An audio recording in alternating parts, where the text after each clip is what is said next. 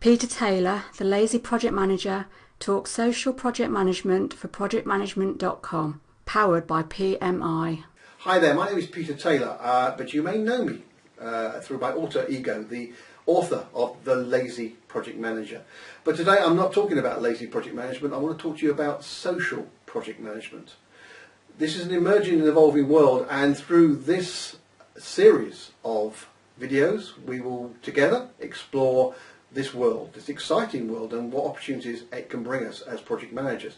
But there is a challenge. We have to find out a way of balancing the social collaborative world with the need for centralized control and governance in this very project driven world. So join me and explore the world of the social project manager.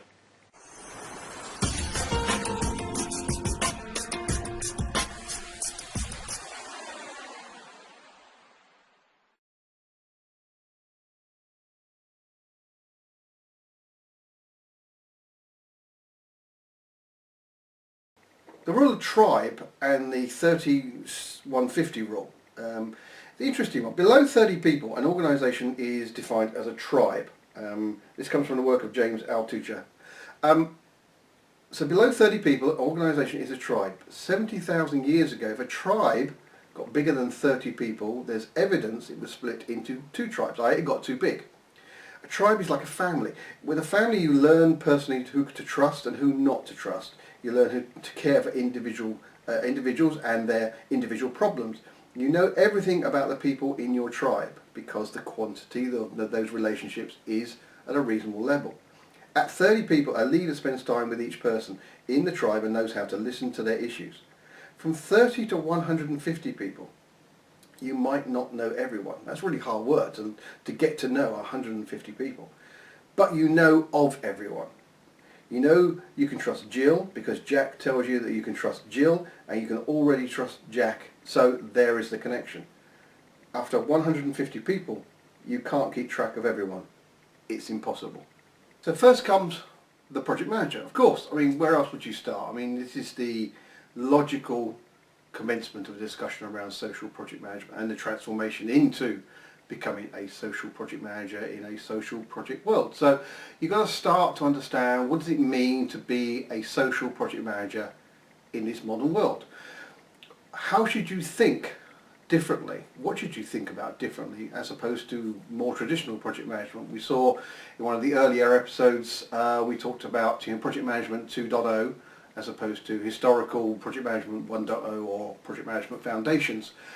And then what's the behaviour? What's the behaviour of what it is that you should do? How should you behave? How should you act?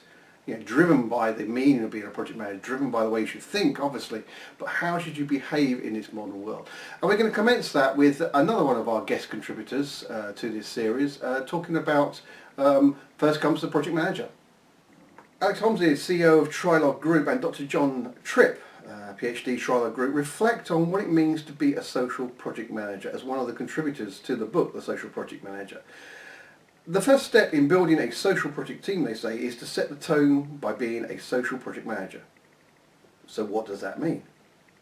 Social project managers work to help increase their project team's performance by encouraging and enabling the following: collaboration, communication and commitment. Transparent information, sharing it in a time-efficient way. Visibility of collective purpose.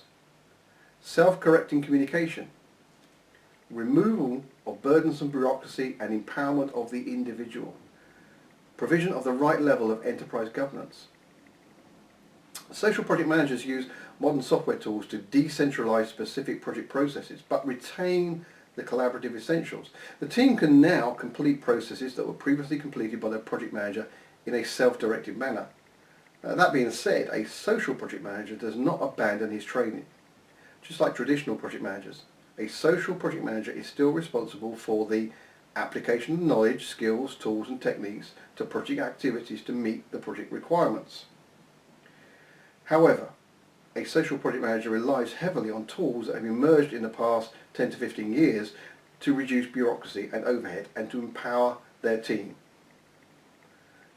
So, we have an immediate and interesting balancing of the old and the new. Traditional project management and project management 2.0, but with a strong focus on the empowerment of team members. That's the big, big difference. Now, all of this is built upon a foundation of collaboration, of coordination, and of commitment, linked with communication, of course, but bringing those kind of three C's together, collaboration, coordination, and commitment, then you have the foundations for being a social project manager. But being a successful project manager, a successful social project manager, it requires a combination of the two. It's like that potential conflict, which is actually the foundation of success, which is the combination of, having that plan, having that control, having that kind of centralized governance that projects require, but while still building on the huge benefits of a collaborative project team, stakeholders, users, etc., that community that is out there that could really support you in what you're doing. And so social project management kind of stands or falls on getting that balance right. If you get the balance wrong, i.e. it's too much planning, governance, etc., and not enough of the collaboration, then you really aren't in the social project management world. Of course, it cannot be purely on a committee, collective, collaborative basis. You still need some control. So getting that right is really, really important. And one of the ways I found that works in drawing all of this together is this concept that I talk about, which is the visibility of purpose. The visibility of purpose. And what I mean by that is that everybody on the project team understands what on earth the project is all about. So, here's an example. I reviewed a project some time ago, and I could quite quickly identify the original core members of the project team, because when I asked them many questions, of course, but one of the things I asked them was, can you describe the purpose of this project? And the core team could do that because they'd been through that kind of project kick-off, project preparation, grounding, foundation kind of stuff. They were there at the heart of what was going on. They understood what the project was all about. But it was dead easy to go and find a number of people who were 1, 2, 3 stages removed from the core project team. Maybe they came in later on during the project ramp up. Maybe they were specialised resources. In one case they were an offshore third party resource that was working on a subcomponent of coding for this particular project. And by asking them the question, what is the purpose of this project? What you got back was just a blank expression. No idea. I'm just doing what has been asked of, which is this tiny little component, this isolated, siloed part of the overall project, but I have no visibility of purpose. Why I'm doing this is because someone told me to do this. I have no idea I'm doing this before the greater good, the greater benefit, the entire business justification of the project in the first place. And that's one of the key things that a social project manager will uncover. Well, I think all project managers should do this anyway, but I think a social project manager, if they require to get buy-in to this kind of collaborative world, this collaborative yet coordinated, yet managed, yet everybody committed to the project, then they need to reach out to their project community to ensure that they understand what it is this project's all about. Because when you think about yourself, once you understand something, once you're connected to it in some way, you are more committed to it, because there's always that issue with particularly remote resources that they're working somewhere miles away, sometimes hundreds, thousands of miles away from where you are as a project manager, and yet you want them committed to what it is that you're doing. And the reality is they are far more likely to respond to what their manager says, who lives just down the hallway or on the same building, than they are you, the project manager, who's the other side of the planet, for example. I mean, all of this comes together.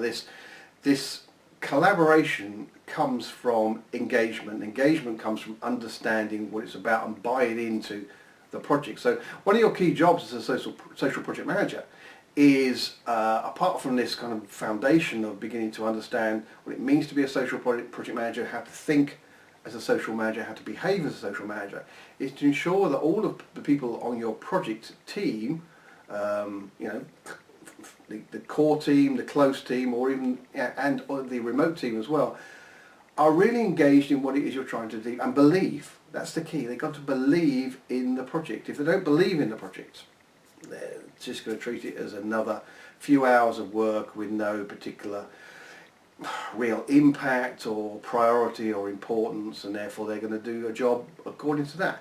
But if they get it, if they understand what the project's all about, if they have that visibility of purpose, then they're going to be engaged, they can be committed, and their collaborative engagement is going to be much higher, and their collaborative contribution is going to be of just real value. In the next episode, the challenges of the social project world.